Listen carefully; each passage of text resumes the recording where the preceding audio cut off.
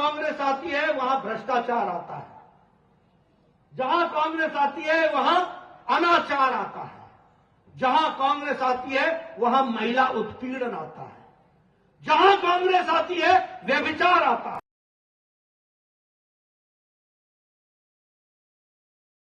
आती है परिवारवाद आता है, जहां कांग्रेस आती है वहां आपके हकों का डाका डाला जाता है, और जहां भारतीय जनता पार्टी आती है वहां विकास होता है, जहां भारतीय जनता पार्टी आती है वहां तरक्की होती है, जहां भारतीय जनता पार्टी आती है वहां लोगों की सरकार बनती है, जहां भारतीय जनता पार्टी आती है वहां लोक लाज की सरकार होती है, जहां भारतीय जनता पार्टी आती है वो किसानों की सरकार होती है, जहां भारतीय जनता पार्टी आती है वो महिलाओं का सशक्तिकरण करती है, जहां भारतीय जनता पार्टी की सरकार आती है वहां गरीबों का कल्याण होता है।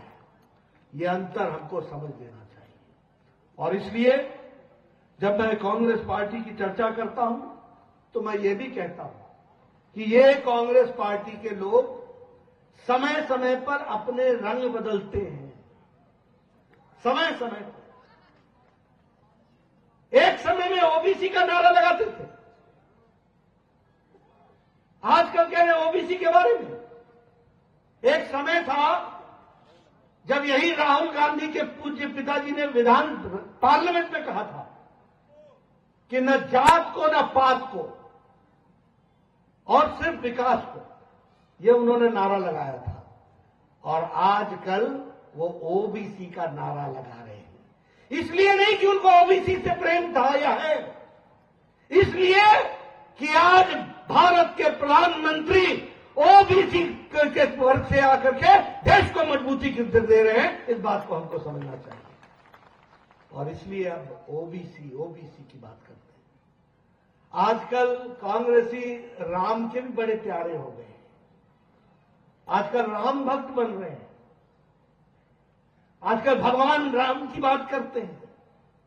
ये अलग बात है कि यूपीए की सरकार में इन्होंने ही कहा था कि वाल्मीकि के रामायण में राम काल्पनिक है, एफिडेविट दिया था, राम को कोई वैज्ञानिक आधार नहीं है, राम को कोई ऐतिहासिक आधार नहीं है, और आज राम की बात करते हैं। ये भी कहते हैं कि मैं जनेऊ डालता हूं, जनेऊ। ये मालूम नहीं कि जनेऊ इधर से डाला जाता है या इधर से डाला जाता है। और ये भी नहीं मालूम होता इनको कि राम जी का वनवास कितने वर्षों तक हुआ था। इस तरीके के राम भक्त हो गए। खैर, देर आए दुरुस्त आए, सही जगह पर आए। हमें छेड़ा करते थे, हम मंदिर वहीं बनाएंगे, तिथि कब बताएं।